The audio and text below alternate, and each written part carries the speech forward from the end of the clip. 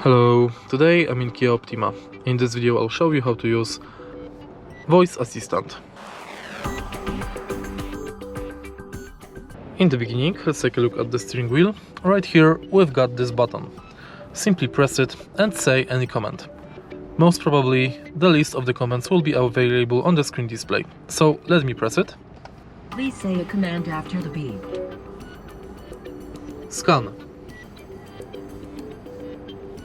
Sorry, I didn't understand you. You can say a frequency like FM 89.1 or AM 1080, a preset number like preset 1, scan, or preset scan. For help with other modes, say more help after the beep. More help.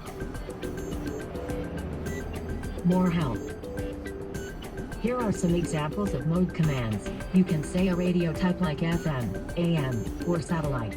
You can also say a media source like USB, My Music, or iPod. Additionally, there are phone commands like contacts, call history, or dial number. You can find more detailed commands in the user's manual. Please say a command after the beep. Scan. Did you say scan? Yes.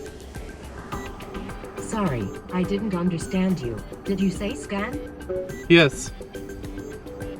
Yes.